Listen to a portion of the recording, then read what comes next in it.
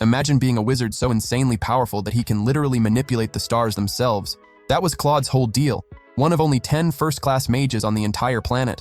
The very first person chosen to teach at the Royal Magic Academy. A total genius, operating on a completely different level. But all that greatness goes straight down the drain when Claude mysteriously vanishes. Up on a mountain peak, we've got Spica, a completely unhinged girl who dreams of becoming a great mage. And what exactly is she doing up there? She's about to jump off the edge thinking she can fly. Arya is down below, absolutely terrified, waiting for Spica to splatter all over the ground. But Spica, zero doubts. She tells Arya to shut up and pay attention. With full dramatic energy, she screams for the wind and air to free her from the chains of the earth, and she flies for about 2 seconds. Then she drops like a bag of rocks straight onto the mountain stones. Arya can't even stop laughing. She knew this was coming. It always does. She never gets tired of watching Spica fail spectacularly. But honestly, the resilience on this girl is something else, dude. After eating it that hard, all she had to show for it was a tiny little nosebleed. That's it. Spica hops back up with that same optimistic grin she always has. She's going to become a great mage, and nothing in this world is going to shake her. And to do that, she needs to get into Diana Academy, the very same one where the legendary Claude used to teach. That's Spica's big dream, to become a top-tier first-class witch just like Claude. Arya points a finger right in her face. How exactly is she supposed to get into that school when she can't even pull off basic magic? Spica isn't giving up. She trains every single day. Arya lets out a little laugh and says, Spica has some pretty questionable taste in role models, idolizing Claude like that, after everything that went down. Diana Academy was attacked by cultists 2 years ago, and word around town is that Claude straight up bailed, disappeared without protecting a single soul. But hey, people can admire whoever they want, right? Arya pulls Spica into a hug and asks if she's salty about it. Honestly, she was only there because she was worried. At the rate things are going, Spica is going to fail the entrance exam. A private tutor would fix everything, but Spica has a ton of siblings and basically no money. She's on her own, learning from scratch. So Arya proposes they head to Diana together. And to prove she'd be a solid teacher, she shows off her powers. Water control! A gorgeous heart shape rises out of the well. She offers to teach Spica magic, but her payment would be Spica's body. Are you serious right now? Spica gets back to training, this time on top of a rooftop. Arya is the worst. She's way better off learning solo. She shouts a battle cry, full of confidence, and jumps. She crashes again, face first into the ground. At this rate, she's definitely going to fail. She knows it. She has less than a year to get ready for the exam. No money, no connections to any mages. Nyalkori, this is rough. Then a black cat shows up. A black cat that's complaining? If you want to deep fry yourself jumping off buildings, do it somewhere else, you idiot girl. Spica loses her mind thinking she just unlocked a new magic ability, like talking to animals. But the cat itself is stunned. This girl can actually hear him? The cat walks up and gives her a little tap with his paw. Spica rockets into the air and comes crashing back down. The cat then explains that he used to be a human wizard, but got turned into a cat by a curse. Even so, he can still pull off a tiny bit of magic. Spica immediately drops to a bow, calling the cat master and begging him to be her sensei. The cat asks if she's lost her mind. She tells him about her dream of getting into Diana Academy. The cat asks if she has any idea what level that school is on.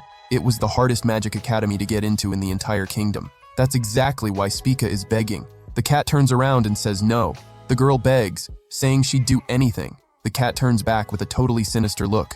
Anything? Spica says she'd be embarrassed to give up her body, but she'd go all out trying. That's not what I meant, weirdo. The cat agrees to the deal. He's definitely going to take advantage of the situation, obviously. Spica thanks him enthusiastically and introduces herself. The cat calls her to head to the kingdom's capital to practice. First lesson! The cat tells Spica to yell out loud, "Get me a beer!" Spica follows orders without a second thought. A waitress shows up carrying a whole bunch of full mugs. This cat is a total alcoholic. The cat tries to chat up some girls at the place, but to them he's just meowing. Spica grabs him by the scruff of his neck, demanding the magic he promised. And on top of everything, she doesn't even have money to pay for all those drinks. Next stop the cat wants, the kingdom's library. Every single book in the land was there, from picture books to rare grimoires, legendary tomes that aren't even for sale. And somewhere in there is the Grand Book of Providence, an all-knowing power capable of seeing absolutely everything. The cat wants to find a way to break his curse using that book.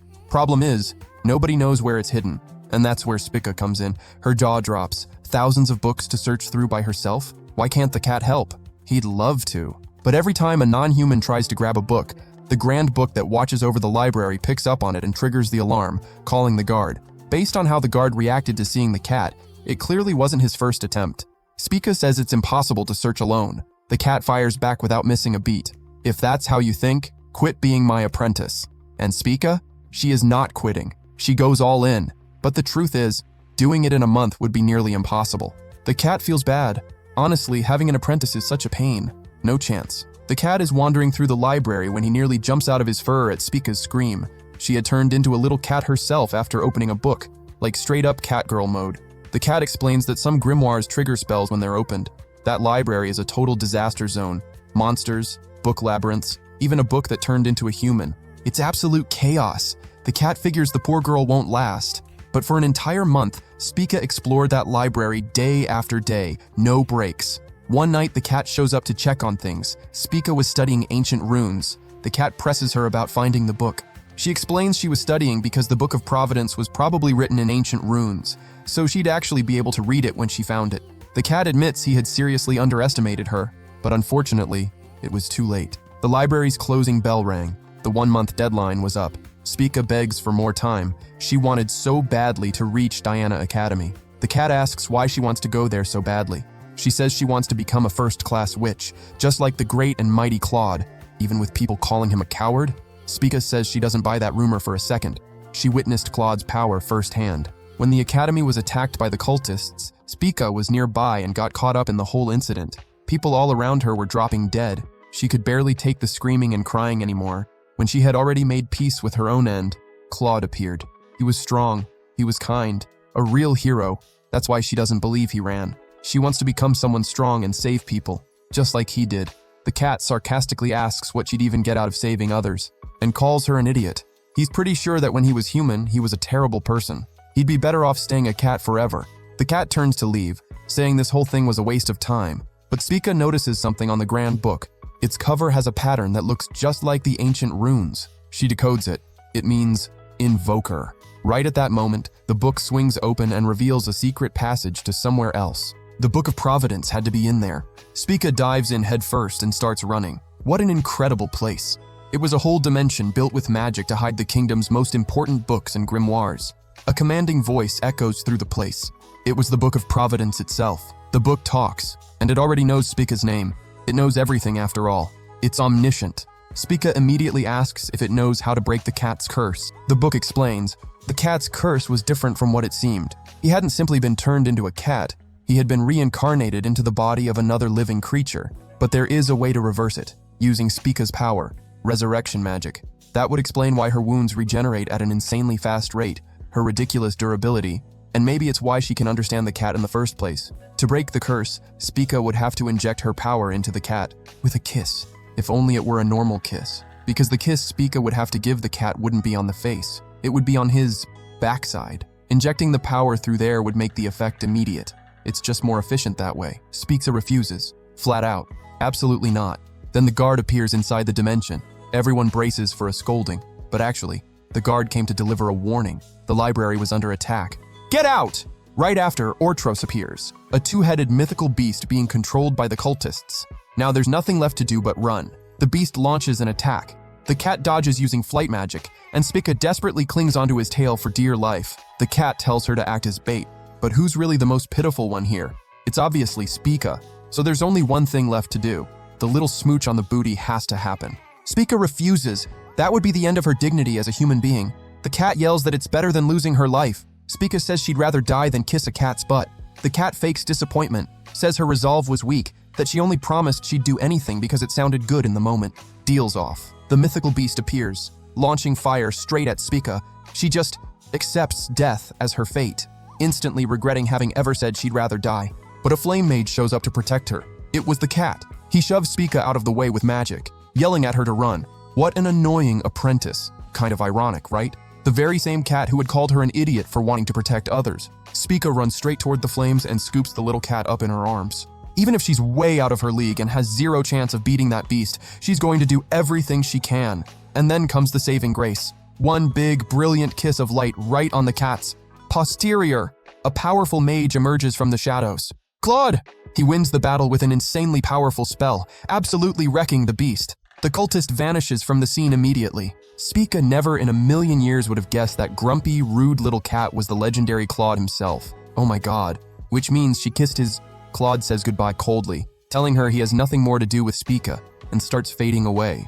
But oops, the magic doesn't last and Claude turns back into a little cat. Spica waves goodbye from a distance. Claude had already said he had nothing more to do with her after all. The cat starts dragging himself across her feet like he's absolutely desperate, and the Book of Providence drops the final piece of information. For the curse to be completely reversed, Spica would have to reach the same level of power as Claude, which means Claude would have to train her all the way up to his level.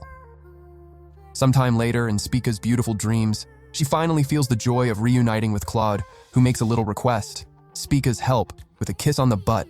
Sweet dreams, more like a nightmare. Spica wakes up completely freaking out with the cat Claude's rear end right in her face. The little furball had been on the ceiling trying to yank her out of bed to train. Sorry, Mr. But what an absolutely mortifying dream, dude. All right, time to train. Step 1. Understanding what actually matters when using magic. For Spica, it's having a heart full of dreams. What kind of nonsense answer is that? The cat's not here for abstract talk. It's about magical affinity, the type of magic you're literally born with. It's impossible to cast spells outside of your affinity. Like, someone born without the flight affinity will never, ever be able to fly. Simple as that. And that's exactly why Spica always ends up face first on the ground every time she tries to fly. Flight magic is a Taurus and Sagittarius affinity. Spica is a Virgo. So what's her affinity then? Well, Virgo is ruled by Demeter, goddess of the harvest. That means Spica's affinity is botanical magic. She can control plant growth without limits, make flowers bloom, make trees bear fruit. Pretty powerful, right? Spica remembers the Book of Providence mentioning regeneration magic. Could that also be a Virgo affinity? No, that magic doesn't belong to any affinity. It was a very special power, completely outside the norm. But let's not get into that right now. The cat asks Spica to keep that power a secret, and finally, time to put Virgo magic into practice. First, Spica needs to make a little plant grow. The kitty explains how the magic works. She'd have to visualize the plant growing. The clearer the image in her head, the more powerful the spell. Spica starts the incantation, focuses, visualizes, and the seedling grows. She used magic for the first time, something beautiful unfolding right before her eyes. She was so happy she'd pulled it off. But what a tough kitty, right? Not even a compliment? The little guy had a mission, turning Spica into a top-tier mage. Activating magic was the bare minimum. She shouldn't be getting so hyped over something this small. Cold-hearted kitty. The kind image of Claude comes to Spica's mind, and she gathers the courage to step into the role of great mage. The kitty asks if Spica had stopped using magic. Well, apparently not. She couldn't control the plant's branches at all. She had to call the kitty in to save the day. The cat notices something interesting. He'd underestimated Spica. It was genuinely rare to see someone with so little control over their own magic. Spica was saved. Maybe I have zero talent? Wait, you thought you did? Spica loses all her confidence in one shot. Says she should just forget about this whole top-tier mage thing. At this rate, she wouldn't even pass the entrance exam. While Spica was drowning in her own anxiety, her little brother shows up. Their mom needed help. Spica's mom had broken her leg and wouldn't be able to handle the orchard harvest for a while. Spica would have to take care of everything, but she had a test to pass. Some meowing comes from behind Spica. The kitty says that would actually be great training, harvesting using magic. Impossible, master. Who was Spica calling master? Imagine what her mom must have been thinking. The kitty makes an excellent point. They'd need to sell the oranges to pay for the school registration. One more reason for Spica to roll up her sleeves. For the next 6 months leading up to the exam, Spica would have to go all in with her magic on farm work. That would be her only training. The outcome of that test depended entirely on Spica, but the girl could barely control her magic. Even so, let's get it. Spica casts a spell, and an orange tree branch launches straight at her. Her mom gives her a massive scolding. But still, out of everything so far, this was the spell Spica had the most control over, even if barely. Why had it come in so strong? The kitty reminds her. The clearer the visualization, the stronger the magic. Since Spica had worked on that farm since she was a little kid, the mental image was crystal clear to her. What a huge advantage. The kitty's secret goal was to eat the oranges, so the ones Spica messes up go straight into his belly. And so began Spica's life as a magical farm girl. It was navel orange season, when the oranges develop that round, bulgy shape that almost looks like a little nose. Seedless, super sweet, absolutely delicious, but controlling the magic was still so hard. Then came time to prune the trees. To let in light and airflow, the branches needed trimming. No shears, just magic. By the time the blood orange season rolled around, her magic control had gotten way more precise, removing pests, keeping birds away, managing the weather. So many things happening at once. Spica was worn out every single day, but every second was worth it. The quality of those oranges depended directly on her effort. That whole routine of sweat and dedication went on for a full 6 months. On the last day before the exam, Spica commanded that Orchard like it was an extension of her own body. She'd actually done it. It only took half a day to harvest all the oranges, proof of just how insane her growth had been. But would she pass the test with only farm activities and a single type of magic? The cat couldn't give her the answers. The exam topic changed every year. Aria was on the way to the exam, running her mouth, not believing Spica could do anything impressive just by stretching little plants around. But she had to admit, it was already a miracle that Spica could use magic at all. What a smug girl. Spica feels a deep sadness. She doesn't believe in herself. It feels like the weight of everything keeps getting heavier. Heading to Diana. Everyone into the carriages. The nerves were real.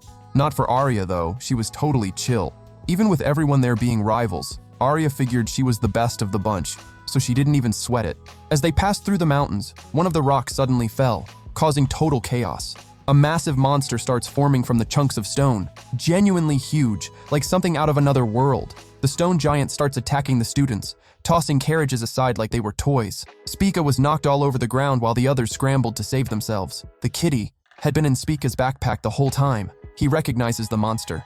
It's a golem, a mud puppet controlled by a mage.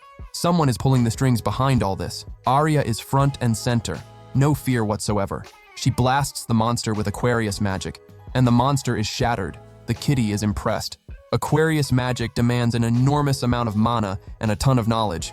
Aria has an exceptional magical sense. Even so, the monster isn't defeated. You have to hit the weak spot. The cat tells Spica she'd already studied this type of creature at the library, and it's true. Spica knows how to beat it.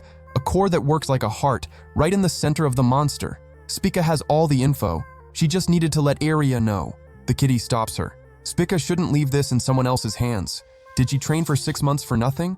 So the cat tells Spica to defeat the golem herself. To push her forward, the cat points to Aria fighting alone up front, and makes Spica remember the reason she came this far. To become a top-tier mage and protect people. Aria was so close to meeting her end, but Spica jumps into action, just in the nick of time. Spica was still shaking with fear. Don't think she suddenly became brave out of nowhere.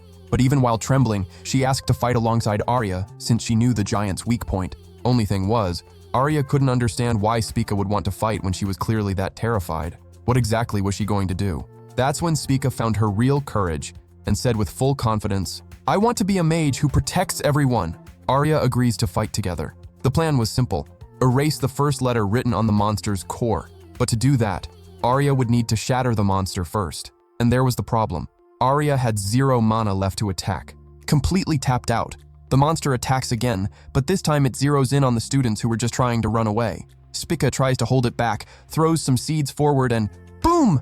Magic! The plant branches grab hold of the giant for a little while. The kitty watches everything unfold and thinks back on Spica's journey. All that training had built up her physical strength and magical control in an incredibly short time. Only problem was Spica was way too clueless to even realize how capable she'd become. Aria watches, with a twinge of annoyance, just how seriously Spica was taking this fight. It was irritating. Spica's whole thing had always been being that lovable underdog who tried so hard and got nowhere, and now here she was, all fired up and determined. The monster tears itself apart trying to break free from Spica's magic, and that was exactly the perfect opening. Spica gears up for the attack, but the monster was faster and starts going all out. The only option was to hold on until the giant ran out of rocks, except Spica's magic wouldn't last that long. She'd be taken down. Aria jumps back into action. She'd gone out of her way to help Spica. Losing was simply not an option. Spica quickly sets up the finishing blow. She'd used the branches like whips. Victory! The monster's core is sliced clean in two. Finally, the battle is over. Aria asks Spica where all that power came from. Spica, kind of embarrassed, says she couldn't have done it without Aria's help, that it was just a little bit of luck. Suddenly, some mages come down from the mountain. One of them says you can't take down a golem with luck, and calls Spica by name. Spica points at him with zero chill, asking how that old dude even knew her name. The kitty pops out of nowhere saying that was the vice principal. Oh no, she really put her foot in it. The vice principal introduces himself and explains, that monster was a surprise exam. The students lose it. If they'd known it was a test, they would have fought from the very beginning. The vice principal calmly responds, magic can be used for good and for evil, depending on who wields it. At this school, what's valued above all is willingness. Through that exam, the students would show how they'd react to a real threat, whether they'd run or use their magic, whether they'd help each other or only think about themselves. Aria was the first to act. Spica had the courage to step up and protect others. Those two passed the practical exam. Spica could barely hold in her excitement. She'd actually done it, but as always, the cat was harsh. Zero reaction. The image of Claude comes to Spica's mind, and then the cat compliments her. For real, it hit her right in the heart. A single compliment was enough to make every single bit of it worth it.